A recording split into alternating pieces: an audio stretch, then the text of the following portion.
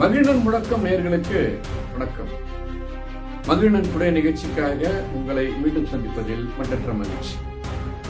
கட்சியின் பெயரை அறிவித்தார் திருமதி சசிகலா.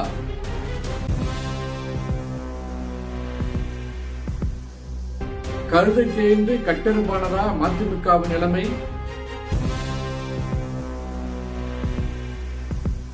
மனைவியை புகழ்ந்து தள்ளிய பாமக தலைவர் அன்புமணி ராமதாஸ்.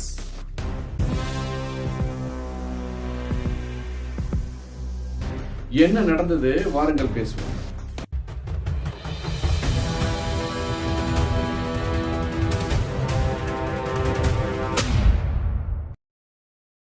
தேர்தல் நாள் நெருங்க தமிழகத்தினுடைய அரசியல் களம் நொடிக்கு நொடி புதிய செய்திகளால் அனல் பறக்கின்றது.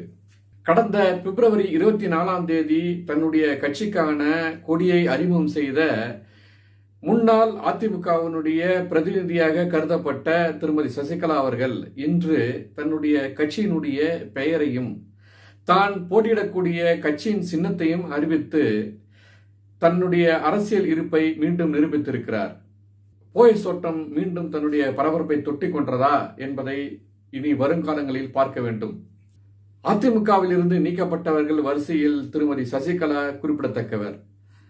மீண்டும் தன்னை கட்சியினுடைய பொதுச்செயலர் என்று அறிவித்துக் கொண்டிருந்த நிலையில் திடீரென கட்சிக்கான கொடியை அறிவித்தவர் இன்று ஏற்கனவே தொடங்கப்பட்ட ஒரு கட்சியில் தன்னை இணைத்துக் கொண்டு தன்னுடைய கட்சி இதுதான் என்று ஒரு புதிய கட்சியினுடைய பெயரையும் அறிவித்திருக்கிறார். அந்த கட்சியினுடைய பெயர் அனைத்திந்திய புரட்சி தலைவர் மக்கள் முன்னேற்ற கழகம் என்பது. உண்மையில் அந்த கட்சி இவருடைய கட்சி அல்ல. 2016 திரு சக்கரவர்த்தி அவர்களால் தொடங்கப்பட்டது இந்த அனைத்து இந்திய புரட்சி தலைவர் மக்கள் முன்னேற்ற கழகம் எனும் இக்கட்சியில் தன்னை இணைத்துக் கொண்டு தன்னுடைய கட்சி என்பதாக அறிவித்திருக்கிறார். அந்த கட்சிக்கான சின்னத்தையும் அவர் அறிவித்து விட்டார். அந்த சின்னம் வேறொன்றும் இல்லை, தென்னந்தோப்பு சின்னம். 4 தென்னந்தோப்புகள் உள்ள ஒரு தென்னந்தோப்பு சின்னத்தை அறிவித்திருக்கிறார். அதற்கான விளக்கமும் சொல்லியிருக்கிறார்.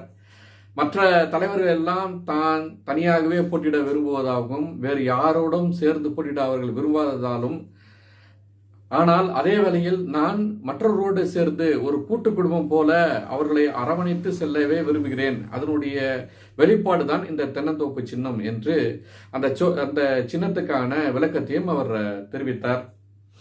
வருகின்ற தேர்தலில் கண்டிப்பாக ஒரு மிகப்பெரிய நெருக்கடியை தருவதாக அவர் தெரிவித்திருக்கிறார். அதாவது அதிமுகவினுடைய செயல்பாடுகள் கடந்த காலங்களில் மிக வெற்றிகரமாக நடந்து கொண்டிருக்கிறது என்று பலராலும் அது கணிக்கப்படுகிறது. காரணம், அந்த கட்சியின் உள்ள தலைவர்கள் ஒவ்வொருவரும் எப்படியெல்லாம் தன்னுடைய தலைமைக்கு நெருக்கடி கொடுக்க முடியுமோ அப்படியெல்லாம் நெருக்கடி கொடுக்க முயற்சித்த போதும் கூட ஒரு தனியாளாக தொடர்ந்து போராடி எல்லா முயற்சிகளையும் முறியடித்து ஒரு மிகப்பெரிய சக்தியாக திரு எடப்பாடி பழனிசாமி அவர்கள் தன்னுடைய அரசியல் பயணத்தை எதிர்கொண்டு வரும் நிலையில் சமீபத்தில் அந்த கட்சிக்கு போட்டியாக கருதப்பட்ட திரு பன்னீர்செல்வம் அவர்கள் திடீரென திமுகவில் இருந்து தன்னை இந்த போட்டியில் இருந்து விலகிக் கொண்டார். அடுத்தபடியாக திருமதி சசிகலா அவர்கள் கொடி சின்னத்தை அறிவித்து அவரும் அந்த போட்டியிலிருந்து நகர்த்தி கொண்டார். ஏற்கனவே தனக்கான ஒரு கட்சி இருக்கிறது என்று திரு தினகரன் அவர்கள் தன்னுடைய கட்சியினுடைய வளர்ச்சியை மையப்படுத்தி அதே அதிமுகவுடைய கூட்டணி இருக்கக்கூடிய தேசிய முற்போக்கு கூட்டணியில் தன்னை இணைத்துக் கொண்டு தானும் ஒரு அரசியல் தலைவர் என்பதை அவர் நிரூபித்து விட்டார். இப்படி தனக்கு யாரெல்லாம் போட்டியாக அதிமுகவில் இருந்தார்களோ அனைவரும் விலகிவிட்ட நிலையில் திரு எடப்பாடி பழனிசாமி அவர்கள் தன்னுடைய மிக முழு பலத்தோடு அதிமுக எனும் ஒரு மிகப்பெரிய சிங்கத்தை தன்னுடைய கட்டுக்குள் எடுத்து வந்திருக்கிறார் என்றே பார்க்க முடிகிறது.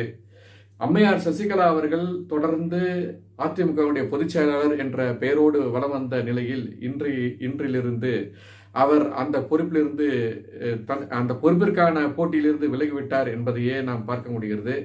இனி வருங்காலம் அவருக்கு சாதகமாக அமையுமா, அல்லது சமீபத்தில் திண்டிவனம் சென்று மருத்துவர் ஐயா அவர்களை சந்தித்து நாம் ஏன் கூட்டணியாக போட்டியிடக்கூடாது என்று பேசியதாக செய்திகள் வந்திருக்கின்றன. ஒருவேளை இந்த கட்சியினுடைய அடுத்த கட்ட நகர்வாக மருத்துவர் ஐயா அவர்களோடு சேர்ந்து கூட்டணி பலத்தோடு அவர்கள் போட்டியிடுவார்களா அல்லது தாவேகாவுடன் போட்டியிடுவார்களா என்பதையெல்லாம் பொறுத்திருந்துதான் பார்க்க வேண்டும். அடுத்து, கழுதை தேர்ந்து கட்டெருமான கதையாக ஒரு காலத்தில் மிகப்பெரிய திமுகவிற்கு போட்டி கட்சியாக கருதப்பட்ட வைகோ அவர்கள் தற்போது அதே திமுகவினுடைய கூட்டணி கட்சியாக இருந்து வெறும் 4 சீட்டுகளை பெற்று அதிலும் ஒரு சீட்டு மட்டுமே தனக்கான கட்சியினுடைய சின்னத்தில் போட்டியிடக்கூடிய வாய்ப்பை பெற்றிருக்கிறது என்பதை பார்க்கும்போது தமிழக வரலாற்றில் பல்வேறு அதிசயங்களை பார்த்த தமிழக வேட்பாளர்கள், தமிழக அரசியல் நோக்கர்கள் இன்று வைகோவுடைய மிகப்பெரிய வீழ்ச்சியையும் பார்க்கக்கூடிய ஒரு சூழல் இருக்கிறது.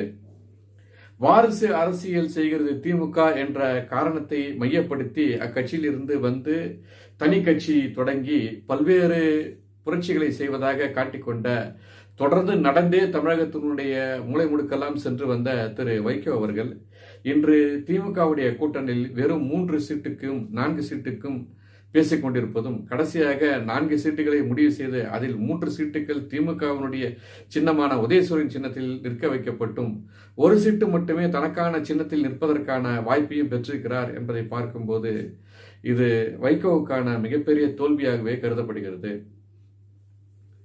வைகோ கட்சி ஆரம்பித்த போது வட தமிழகத்தில் அவருக்கு ஒரு மிகப்பெரிய பலமாக இருந்தது வன்னியர் சமூகம் தான். அந்த வன்னியர் சமூகத்திலும் குறிப்பாக சில ஆளுமைகள் அவருக்கு பின்னால் திமுகவிலிருந்து அவர் கட்சி ஆரம்பித்த போது அவருடன் சென்று அவருக்கு மிகப்பெரிய பலமாக இருந்த வன்னியர் சமூகத்தினுடைய முக்கிய தலைவர்களான சென்னையில் ஏழுமலை அவர்களும், ஏழுமலை நாயக்கர் அவர்களும், மதுராந்தகத்தில் மதுராந்தகம் ஆறுமுகம் அவர்களும், கொஞ்சம் தள்ளி திண்டிவனத்தில் செஞ்சி ராமச்சந்திரன் அவர்களும், அதற்கடுத்து அந்த பக்கம் நெல்லிக்குப்பத்தில் இருந்த கிருஷ்ணமூர்த்தி அவர்களும், திரு நந்தகோபால் அவர்களும், மருத்துவர் நந்தகோபால் அவர்களும் என்று மிக முக்கியமான ஆளுமைகள் ஆங்காங்கே வைகோவிற்கு மிக பலமாக இருந்து கட்சியை பலப்படுத்த உறுதுணையாக இருந்தார்கள்.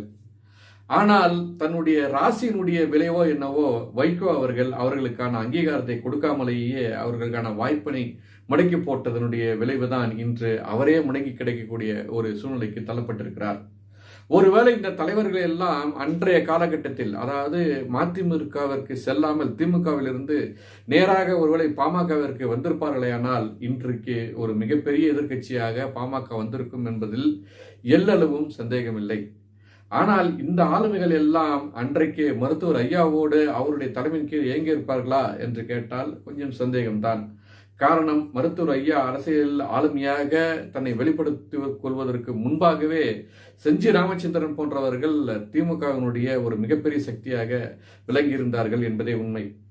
ஆனாலும் கூட மருத்துவர் ஐயா அவர்கள் தன்னுடைய கட்சியை ஆரம்பித்த பின்பும் சரி, வன்னியர் சங்கத்தை பலப்படுத்தும் போதும் சரி, இன்னும் ஒருபடி மேலாக வன்னியர் சங்கத்துக்கான, அதாவது கல்வி அறக்கட்டளை ஆரம்பித்த போதும் சரி, இன்றைக்கு இருக்கக்கூடிய சரஸ்வதி கல்வி அறக்கட்டளையாக இருந்தாலும் சரி, அந்த கல்வி கோயில் வெற்றி பெற இந்த சமூகத்தை சார்ந்த, அதாவது திரு நெல்லிக்குப்பம் கிருஷ்ணமூர்த்தியில் இருந்து டாக்டர் நந்தகோபாலில் இருந்து, செஞ்சி ராமச்சந்திரன் இருந்து, சென்னையில் நம்முடைய திரு ஏழுமலை நாயக்கரில் இருந்து, மதுராந்தகம் ஆறுமுகம் முதற்கொண்டு, இன்னும் ஒருபடி மேலாக சொல்ல வேண்டுமானால் திமுகவினுடைய முன்னாள் அமைச்சர் வீரபாண்டிய ஆறுமுகம் அவர்கள் இருந்து அனைவரும் ஐயாவிற்கு, மருத்துவர் ஐயாவிற்கு மிக பக்கபலமாக துணையாக இருந்து அவருக்கு பின்னால் இருந்து செயல்பட்டார்கள் என்பதே உண்மை. கட்சியில் சேரவில்லை என்றாலும் கூட சமூக ரீதியாக சமூக தலைவராக அவரை முன்னிலைப்படுத்திக் கொண்டார்கள் என்பதே உண்மை.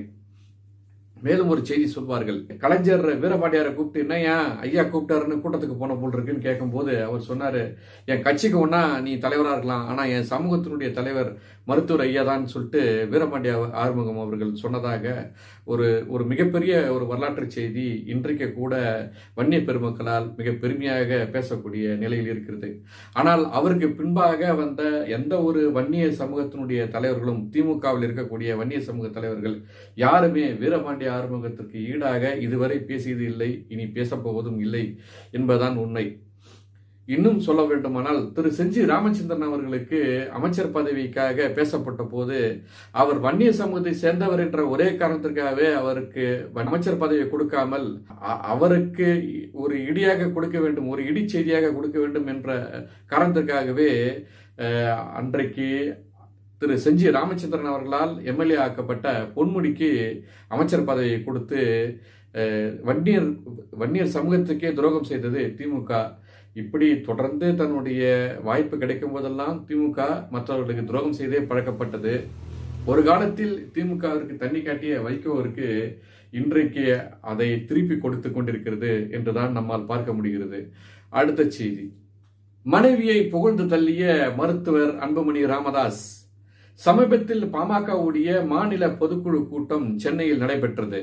அந்த கூட்டத்தில் மகளிர்கள் திரண்டிருந்த அரங்கத்தில் அந்த கட்சியினுடைய மகளிர் அணி பொறுப்பாளராக பசுமை தாயகத்தினுடைய நிர்வாகியாக இருக்கக்கூடிய திருமதி சௌமியா அன்புமணி அவர்களுடைய செயல்பாடுகளை பாராட்டும் விதமாக பாடல் கட்சியினுடைய தலைவர் மருத்துவர் அன்புமணி அவர்கள், திரு சௌமியா அவர்கள் ஒரு செயலை எடுத்துக்கொண்டால் அதற்காக தீவிரமாக பணியாற்றுவார், அந்த செயல் முடியும் வரை கடுமையாக உழைக்கக்கூடியவர், இன்னும் ஒரு படி மேலாக சொல்ல வேண்டுமானால் அவர் உடம்பில் ஏதோ புகுந்து விட்டது போல அந்த பணி முடியும் வரை மிக கடுமையாக பணியாற்றக்கூடியவர், மிக அதிகாலையில் எழுந்து ஒரு கூட்டத்திற்கு செல்ல வேண்டும் என்பதற்காக தன்னை தயார்படுத்திக் கொண்டு குடும்பத்தையும் சரி செய்து சரியான நேரத்தில் கூட்டத்திற்கு சென்று கூட்டங்களை சரிவர வெற்றிகரமாக முடித்து வீடு திரும்பும் வரை அவர் ஓய மாட்டார்.